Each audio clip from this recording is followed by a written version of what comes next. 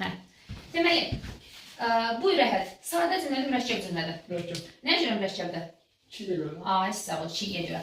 Bəli, birinci budaq cümlədə başçı nə gəlir? Bu da buna. Nə görə budaq cümlə gəlir? Ay, sağ ol. Allah Allah. Yaxşı, gəlirik nəyə? Xəbəri buyur tap. Oxuyub bitirmək. Niyə görə oxuyub bitirmək bütün xəbəri götürürsən? Hə? Eyni mənanı verir. Deməli, bax, burada nə izah edəcəm? Hər kəs diqqətlə qulaq assın. Bax, normalda, bax, bu cür olanda, bax ki, deyirəm ki, oturub durmaq. Düzdür? Burada bu def işarəsi var və bilirik ki, bu mürəkkəbdir. Bunu onsuz da bu cür götürməliyik. Düzdür? Amma bu tipli, deməli, birləşmələrdə uşaqlar saşır.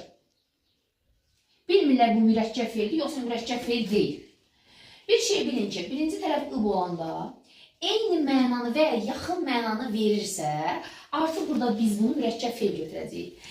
Məsələn, oxuyub bitirmək, dərslərini oxuyub bitirmək, yəni dərslərini oxudu, bitirdi. İkisi də tamamlamaq mənasını verir. Bu da tamamlamaq mənasını verir. Deməli, bütövlükdə mürəkkəb feildir. Və yaxud da deyirəm, çıxıb getmək. Baxın bura.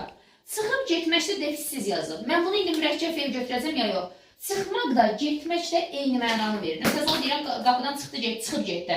Eyni mənanı verir də, düzdür? Deməli, buna nə deyəcəyik? Mürəkkəb feil deyəcəyik. Başa düşdünüz? Bu cür feillərdə diqqətli olun. Bu qədər.